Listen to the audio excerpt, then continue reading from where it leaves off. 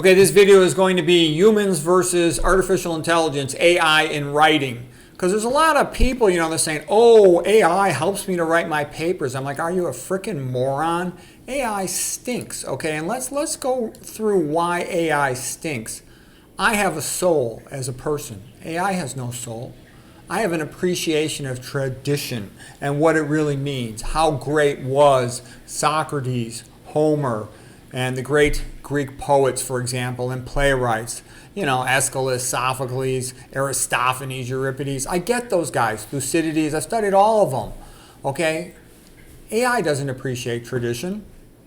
I have a lot of personal experience in relationships with other human beings and how things go down, what life is like as a child, a teenager, a young adult, a middle-aged adult, and now as an old man, okay? So I can feel those things and sense the feelings of other people, so I can write to that in a way that resonates. There's an emotional depth that resonates from a human writer.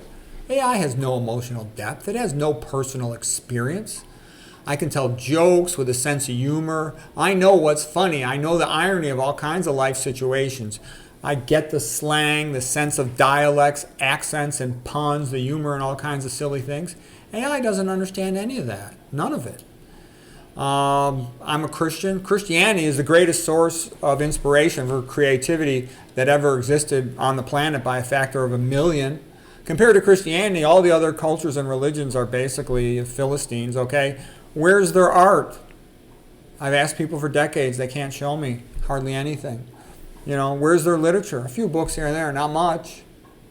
Where's their music? A couple good songs here and there, not much compared to Christianity, next to nothing. So I'm tied into the greatest source of inspiration for magnificent creative art and personal expression ever existed on the planet, in music, in science, in literature. And the ancient Greeks too, they're sort of like one of the foundational pillars of Christianity is ancient Greece.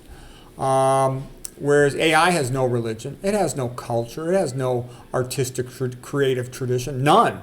It has nothing to do with creativity. All it does is copy stuff. And it doesn't even know what to copy. An individual will have a strong, unique, individual, personal author voice to guide the reader through the book like a friend. AI has no unique individual voice. It's not a person. It's not your friend. It has a human writer has idiosyncratic digressions like Hamlet, personal outbursts. It's kind of unpredictable if it's any good, like Mozart. AI has no idiosyncrasies. It's highly predictable with repetitive, generic forms of perfect grammar in a boring way. A real writer, look at Thomas Wolfe. He's full of little games he plays with punctuation and sound for fun.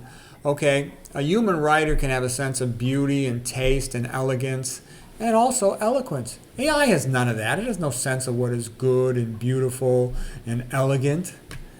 I like to add relevant old paintings to my videos and books. For example, if AI goes by what college professor says, it'll tell you that modern art is the same as the great paintings of the Renaissance and the Belle Epoque in the 1800s. That's nonsense. Modern art is crap, okay? Whereas I'll have a sense of beauty. I like to add, beautiful old paintings to my videos and books, okay? I know what was great from the old masters of art and literature. My drawings might be poor. They are poor in artistic talent, but they're helpful because they emphasize the key point. AI doesn't really get it. Okay, AI can make beautiful drawings, relatively good drawings of a lot of things, much better than I could ever do.